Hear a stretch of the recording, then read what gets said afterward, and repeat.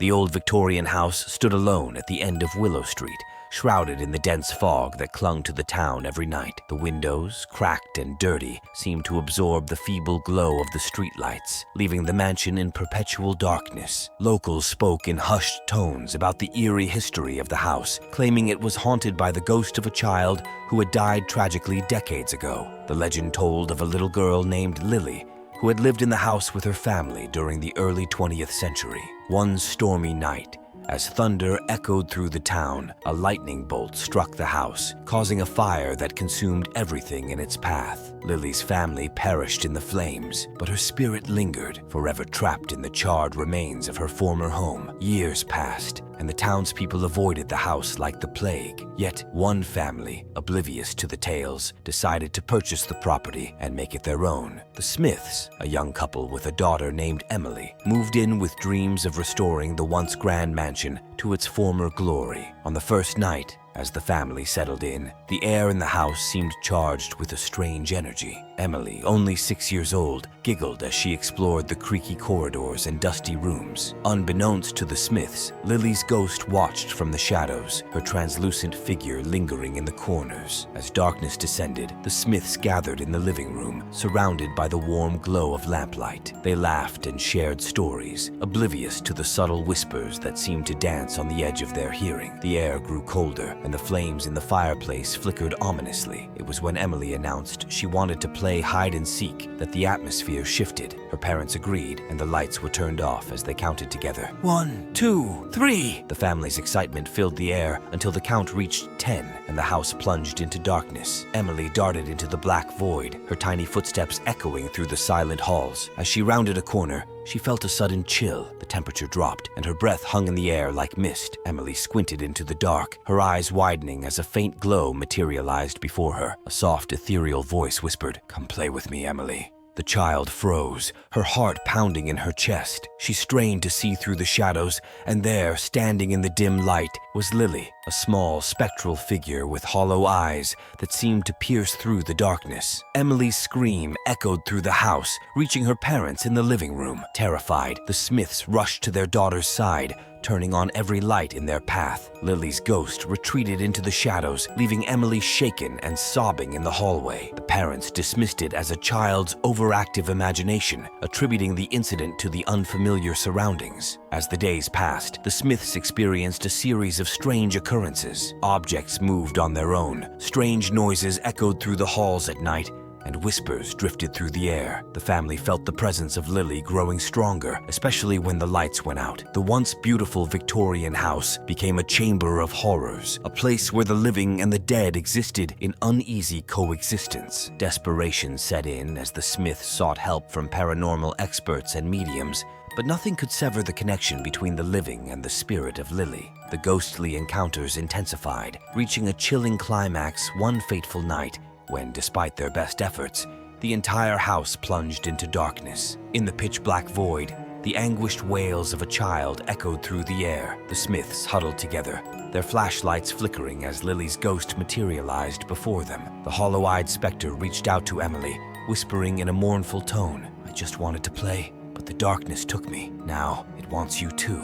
The family, paralyzed with fear, could only watch as the ghostly figure enveloped them in a suffocating embrace. The lights flickered back on, revealing an empty, lifeless house. The Smiths were gone, their fate sealed by the lingering darkness that claimed the living and the dead alike. Willow Street remained cloaked in fog, a silent witness to the tragic tale that unfolded within the haunted halls of the Victorian mansion. The old farmhouse stood at the edge of town, its time-worn facade harboring a chilling secret. For years, locals spoke in hushed tones about the haunting tale of Sarah, a little girl who had met an untimely end within those walls. The tragedy unfolded on a stormy night when a lightning strike ignited a fire that claimed Sarah's life. From that moment on, the house bore the weight of her restless spirit.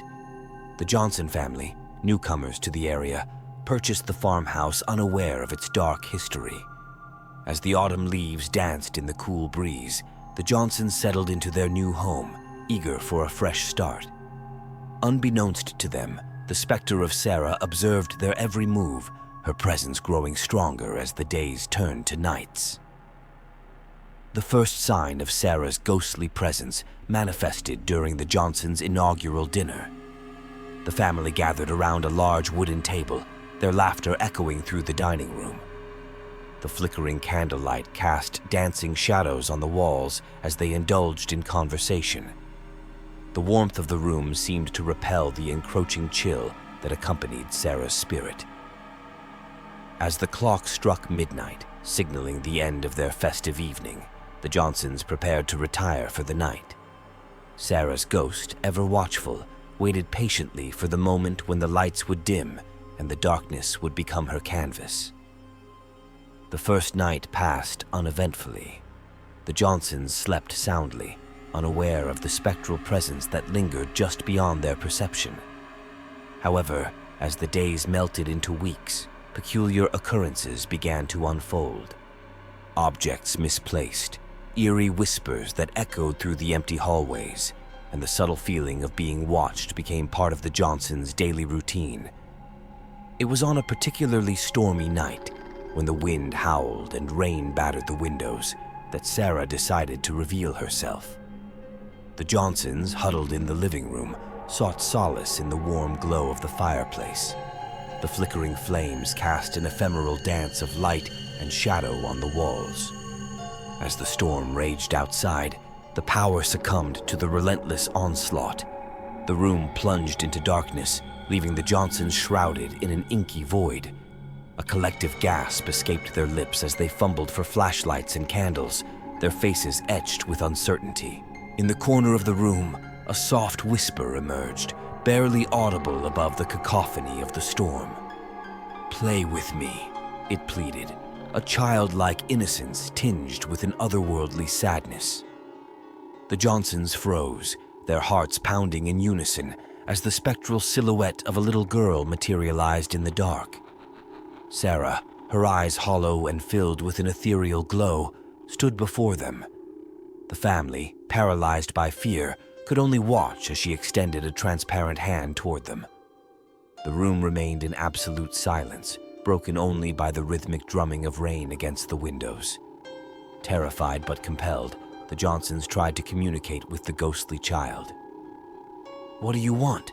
they asked, their voices trembling with a mix of dread and curiosity. Sarah's response was a mournful sigh that seemed to echo through the very fabric of the house. The darkness clung to Sarah, becoming an extension of her ethereal form.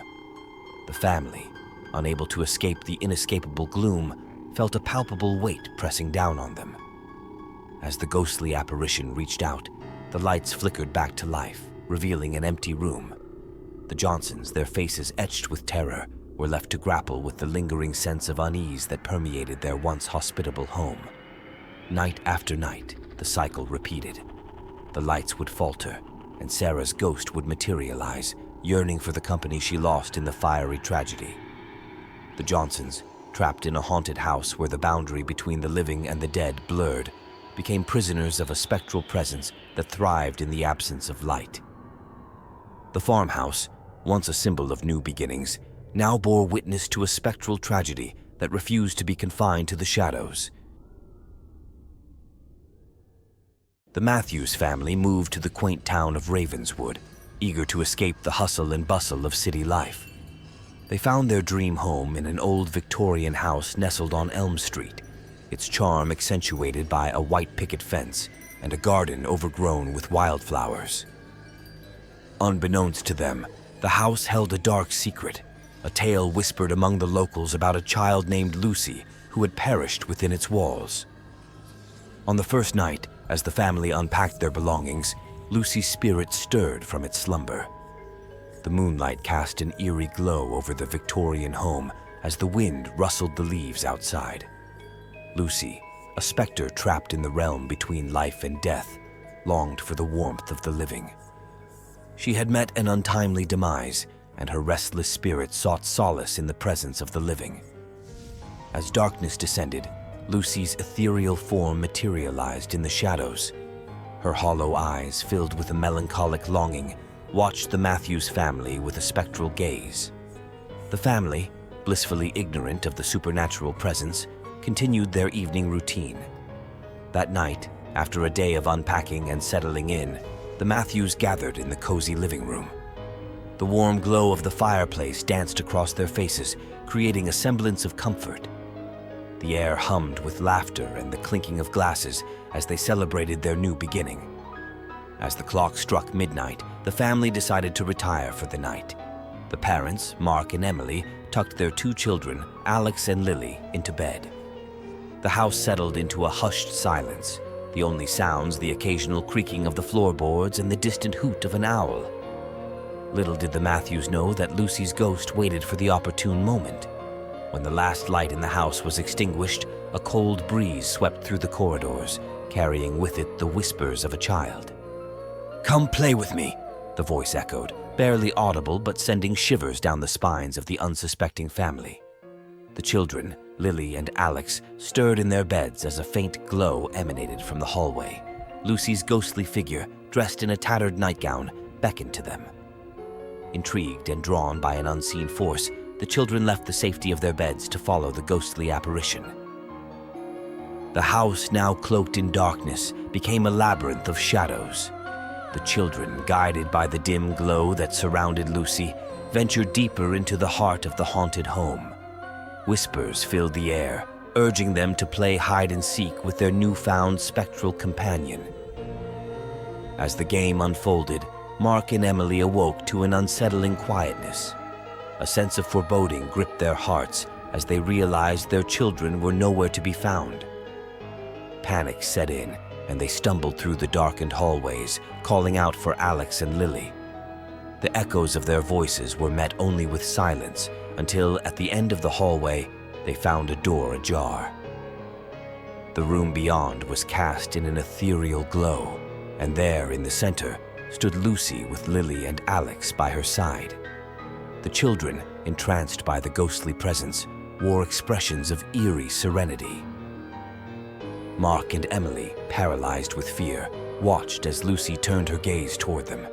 The atmosphere grew colder as she spoke, her voice a haunting melody. "I lost my way in the dark. Now, we'll play together forever." A spectral hand reached out, and the room plunged into absolute darkness. The Matthews family disappeared into the void, becoming part of the haunted narrative that echoed through the halls of the Victorian house. Ravenswood, once a peaceful town, now held a dwelling where the ghost of a dead child continued to lure unsuspecting souls into the abyss whenever the light went out. The once charming Victorian home became a sinister beacon, casting shadows that whispered of a tragedy never meant to be forgotten.